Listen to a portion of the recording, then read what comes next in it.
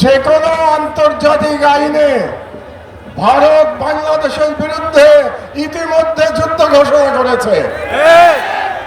কারণ হচ্ছে আন্তর্জাতিক আইনে বলে আপনি যখন আপনার দেশে সন্ত্রাসীদের আশ্রয় দিয়ে তাদের মাধ্যমে অন্য কোন দেশের অভ্যন্তরে বিশৃঙ্খলা এবং সন্ত্রাসী কর্মকাণ্ড করবেন, তার অর্থ হচ্ছে আপনি সেই দেশের বিরুদ্ধে যুদ্ধ ঘোষণা করেছেন।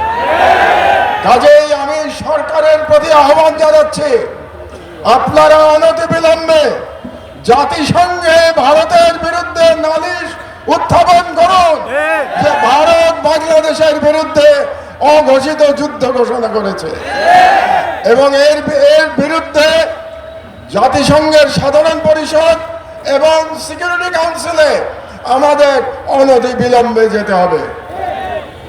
2 নম্বর, রাজনৈতিক দলগুলোর উদ্দেশ্যে আমি বলতে চাই, অনেক রাজনৈতিক নেতা বলে থাকেন যে ভারতের সাথে বন্ধুত্ব করা ছাড়া নাকি ক্ষমতায় যাওয়া যায় না, কিংবা ক্ষমতায় গেলেও টিকে থাকা যায় না। ভারতের সাথে বন্ধুত্ব করে যদি ক্ষমতায় টিকে থাকা যেত, তাহলে শেখ হাসিনাকে পালিয়ে ভারতে আশ্রয় নিতে হতো না। কাজেই আমি ওই সমস্ত রাজনীতিবিদদের বলে দিতে চাই, এই ওসমান হাদির বাংলাদেশে ভারতের দলালি করে কোনো রাজনৈতিক দল ক্ষমতায় যেতেও পারবে না, ক্ষমতায় টিকে থাকতেও পারবে না।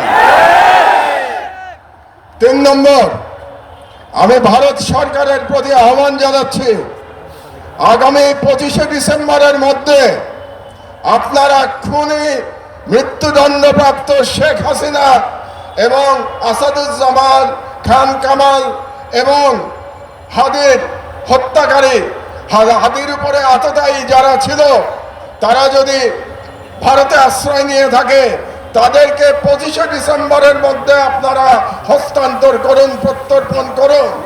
না হলে আমি হাদির রক্তের কসম দিয়ে বলছি, বাংলাদেশের প্রতিটি ভারতীয় প্রতিষ্ঠানের বিরুদ্ধে আমরা প্রতিরোধ সংগ্রাম করব। আমি সরকারের প্রতি আহ্বান জানাচ্ছি, 25 তারিখের মধ্যে যদি এই খুনিদের পাঠিয়ে দেয়া না হয় বাংলাদেশে, তাহলে বাংলাদেশে কর্মরত প্রতিটি ভারতীয়ের ওয়ার্ক পারমিট বাতিল করতে হবে। আর আমি জনগণের উদ্দেশ্যে বলতে চাই, এই অথর্ব স্বরাষ্ট্র মন্ত্রণালয় দিয়ে আমাদের নিরাপত্তা পাওয়া যাবে না। কাজেই তাদের আশা আমাদের ছেড়ে দিতে হবে। কাজেই জনগণের প্রতি আমি আহ্বান জানাচ্ছি, প্রতিটি ওয়ার্ডে আপনারা আইন শৃঙ্খলা কমিটি গঠন করুন। সমস্ত রাজনৈতিক দল মিলে একসাথে কমিটি গঠন করুন।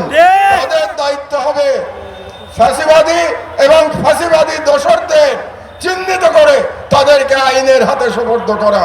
এই দায়িত্ব জনগণকেই নিতে হবে।